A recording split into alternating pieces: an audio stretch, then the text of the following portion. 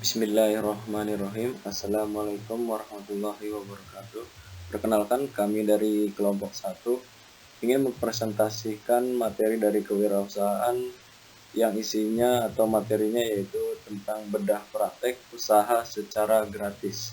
Kelompok kami terdiri dari 4 orang, yaitu pertama Abdul Karim, yang kedua Agus Supratman, yang ketiga Alda Prihatin Oktaviani, dan yang terakhir dengan saya sendiri, Aldi Safrizal. Entrepreneurship adalah seorang wirausaha yang membutuhkan waktu untuk memperoleh kesuksesan di dunia usaha. Dan banyak di antara wirausaha yang sukses mampu bertahan serta meningkatkan usahanya dengan membutuhkan waktu yang relatif lama. Meskipun sudah mempunyai perjalanan panjang dalam dunia usaha, namun masih banyak wirausaha yang masih jalan di tempat. Artinya, wirausaha tersebut hanya mampu mempertahankan keberadaannya usahanya dalam waktu relatif lama. Dan bahkan banyak di antaranya yang belum tikar. Sebaliknya tidak sedikit wirausaha sukses yang mengembangkan usahanya dalam waktu yang singkat. Sukses atau tidaknya dalam dunia usaha, para wirausaha perlu menjalani sebuah proses. Proses inilah yang akan menentukan cepat atau lambatnya wirausaha mencapai kesuksesan. Banyak contoh wirausaha yang sukses setelah menjalani proses dalam waktu yang panjang. Dan umumnya mereka kuat dalam mempertahankan keberadaan bisnis atau usahanya. Dalam proses menjalani usaha, seorang wirausaha harus 1. Berani menghadapi resiko dengan pertimbangan yang matang. 2. Mampu menggunakan waktu secara efektif dan efisien. 3. Mencari peluang usaha dan jeli memanfaatkan peluang tersebut. 4. Tidak cepat puas dan selalu termotivasi untuk mengembangkan usaha. 5.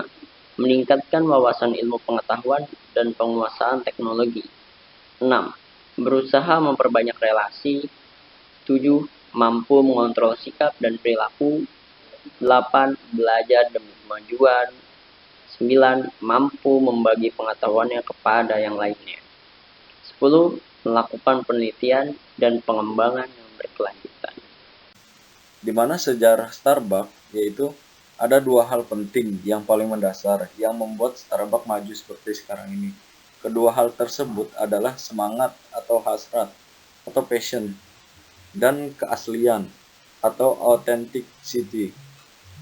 Kombinasi dari kedua hal mendasar inilah yang membuat Starbucks menjadi maju seperti sekarang. Didirikan pada tahun 1971, Starbucks adalah sebuah perusahaan yang begitu keranjingan akan kopi, serta selalu berusaha menanamkan pengertian pada para pelanggannya tentang kehebatan kopi yang dapat disajikan oleh Starbucks. Melalui visi dan nilai-nilai yang dibangun, merupakan kombinasi antara dorongan persaingan dan keinginan yang luar biasa untuk meyakinkan bahwa setiap orang dalam perusahaan dapat secara bersama-sama memperoleh kemenangannya. Saya ingin mencampur kopi dengan romansa, berani untuk mencapai apa yang kata orang mustahil, menantang kebiasaan yang aneh-aneh dengan ide-ide inovatif, dan melakukan semua ini dengan elegan dan gaya.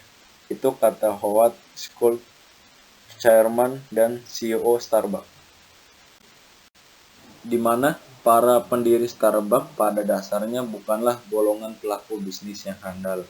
Starbucks dirintis oleh 3 orang sahabat. Jerry, seorang guru bahasa Inggris, berasal dari Bay Area. Dan setelah tamat pada mata kuliah utama literatural pindah ke Seattle, Gordon. Seorang penulis memang berasal dari Seattle. Dan terakhir adalah Jeff Siegel, seorang pengajar sejarah. Jeff merupakan putra pemimpin orkestra untuk Seattle Symphony. Mereka bertiga sama-sama menyukai produksi film, penulisan, penyiaran, musik klasik, gourmet, anggur yang bagus, dan kopi yang istimewa. Tak seorang pun dari mereka bertiga memimpikan untuk memiliki perusahaan sebesar Starbucks yang telah menjelma menjadi sebuah kerajaan bisnis. seperti sekarang ini. Tetapi satu hal yang pasti adalah mereka mendirikan Starbucks dengan satu alasan, yaitu mereka mencintai kopi dan memiliki tekad untuk menjadikan Circle memiliki akses menuju yang terbaik. Alfred Viet merupakan putra pedagang kopi dari Amsterdam. Ia tumbuh beranjak dewasa dalam eksotisme kopi di Indonesia, Afrika Timur, dan Karibia. Viet kecil masih mengingat betul bila ayahnya pulang dengan membawa berkantung-kantung kopi yang dimasukkan ke dalam saku jasnya. Kemudian ibunya akan membuat 3 pot sekaligus menggunakan campuran yang berbeda-beda dan memberikan pendapatnya. Ketika remaja, Pitt bekerja magang pada salah satu importir besar di kotanya. Dan sebagai pedagang teh, ia berlayar menyeberangi lautan menuju perkebunan-perkebunan di Jawa dan Sumatera, mengasah dan menghalus cita rasanya sampai ia dapat mencium perbedaan tipis kopi-kopi dari negara-negara dan daerah yang berbeda yang pernah dia kunjungi. Tahun 1955, Pitt pindah ke Amerika. Ia begitu terkejut di negara terkaya di dunia, tapi rasa kopinya begitu mengerikan. Kebanyakan kopi yang diminum orang Amerika adalah kopi yang berkualitas rendah, sehingga para pedagang dari London dan Amsterdam memperlakukannya sebagai komoditi murahan. Sangat sedikit kopi Arabica yang berkualitas tinggi dibawa ke Amerika Utara, kebanyakan ke Eropa. Tahun 1950-an, Pitt sebenarnya sudah mengimpor kopi Arabica ke Amerika. Namun, karena tidak banyak permintaan, mungkin banyak orang Amerika yang belum mengenal dan mendengar, maka tahun 1966, Pitt membuka toko kecil kopi, Pitt Coffee and Tea di Finance Street, Berkeley, yang dikelolanya hingga tahun 1979. Faktor yang membuat Starbucks begitu pesat berkembang adalah masalah kepercayaan. Starbucks dapat lebih cepat berkembang menjadi lebih berhasil lagi kalau orang-orang yang terlibat di dalamnya termotivasi dengan semangat yang sama, percaya terhadap apa yang mereka lakukan, dengan gairah yang akan menghasilkan sesuatu yang menggembirakan. Dan satu-satunya cara untuk menanamkan rasa percaya diri pada karyawan Starbucks adalah dengan bersikap jujur kepada mereka, sama-sama saling berbagi rencana dan kegembiraan. Ketika memasuki pemasaran internasional, maka Starbucks harus memikirkan, memperhitungkan, serta mempertimbangkan segala sesuatu secara jangka panjang. Ada target-target yang direncanakan dan harus dicapai. Harus dipikirkan bagaimana membuka 125 store baru dalam 5 tahun ke depan, sesuai dengan yang telah dijanjikan kepada investor.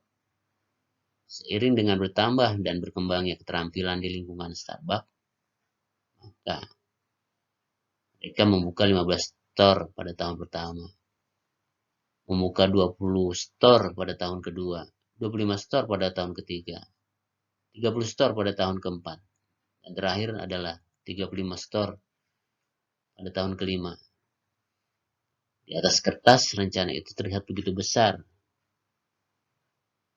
bahwa dengan penjualan tumbuh dengan cepat menjadi 60 juta dolar, dan laba tumbuh dalam waktu bersamaan. Starbucks harus bergerak cepat. Salah satunya adalah dengan merekrut manajer-manajer berpengalaman, serta melangkah untuk memperoleh dukungan dan antusias dari lingkungan Starbucks sendiri. Dalam memasuki pemasaran modern, ada beberapa hal yang dijual oleh Starbucks. Bukan hanya produk, tetapi dengan menanamkan kesan, citra, atau image kepada pelanggan. Bahwa bila pelanggan singgah di Starbucks, maka mereka akan mengalami atau menemukan hal-hal sebagai berikut. Yaitu 1. Cita rasa romantika. Pada Starbucks Cafe atau store, orang dapat singgah dan beristirahat beberapa waktu yang membawa mereka jauh dari kegiatan rutin kehidupan sehari-hari.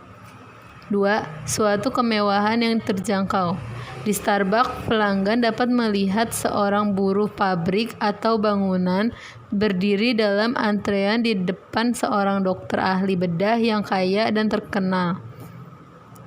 Buruh tersebut mungkin tidak memiliki mobil mewah keluaran terbaru, namun dia dapat memesan minuman yang sama dengan yang dipesan si dokter ahli bedah hanya dengan harga $2.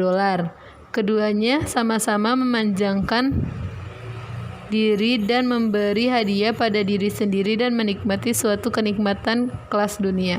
3. Sebuah oasis. Di tengah kekacauan suasana yang tidak menentu, membuat gerah, Starbucks Store menawarkan dan menyediakan saat yang tenang, sehingga pelanggan dapat kembali memusatkan diri pada pemikiran-pemikirannya. 4. Interaksi sosial yang santai. Salah satu agen iklan Starbucks mewawancarai pelanggan di Los Angeles dan dapat ditarik suatu kesimpulan bahwa Starbucks itu sangat sosial. Kami pergi ke Starbucks karena rasa sosial. Mensiasati peluang untuk memperoleh penghasilan tambahan, yaitu untuk employee. Kuadran E merupakan kuadran orang-orang yang memperoleh penghasilan dengan bekerja pada orang lain. Orang-orang yang berada pada kuadran ini kalau tidak masuk kerja maka penghasilannya akan dipotong atau bahkan tidak memperoleh penghasilan sama sekali. Kedua, ada S, yaitu self-employed. Kuadran S merupakan orang-orang yang mendapat penghasilan atas usaha atau kemampuannya sendiri. 3. B, business owner. Kuadran B merupakan kuadran untuk orang-orang yang memiliki usaha tanpa diri mereka sendiri yang harus terjun di dalamnya. 4. Ada investor. Kuadran I merupakan kuadran orang-orang yang berani berinvestasi baik dalam bidang real estate, obligasi, atau saham. Kemudian di sini juga ada satu contoh, yaitu seperti Pak Rahmat mempunyai profesi sebagai seorang bahasa Inggris di SMA. Karena jam 2 siang Pak Rahmat sudah berada di rumah, maka ia menerima anak-anak usia sekolah untuk diberi kursus bahasa Inggris dan tentu ia mendapatkan penghasilan tambahan dari kursus tersebut. Kemudian Pak Rahmat mengelola sebuah toko kelontong. Karena waktunya pagi hari harus mengajar di sekolah dan siang hari memberikan kursus, maka Pak Rahmat meminta istrinya untuk menjaga toko. Jadi Pak Rahmat dapat memperoleh penghasilan tambahan dari berbagai sumber, ditambah lagi penghasilan dari usaha rumah kontrakannya yang dibangunnya dari tabungan selama beberapa tahun. Yang terakhir yaitu kesimpulan. Sukses atau tidaknya dalam dunia usaha, para wirausaha perlu menjalani sebuah proses. Proses inilah yang akan menentukan cepat atau lambatnya wirausaha mencapai kesuksesan. Banyak contoh wirausaha yang sukses setelah menjalani proses dalam waktu yang panjang. Dan umumnya mereka kuat dalam mempertahankan keberadaan bisnis atau usahanya. Dalam proses menjalani usaha seorang, wirausaha harus berani menghadapi risiko, mampu menggunakan waktu secara efektif dan efisien, serta mencari peluang usaha. Presentasi kali ini cukup sekian. Jika ada kesalahan dari kata-kata, ucapan, ataupun tulisan, mohon dimaafkan. Kami dari kelompok 12 pamit undur diri. Wassalamualaikum warahmatullahi wabarakatuh. Si Ateng bawa kayu. Thank you.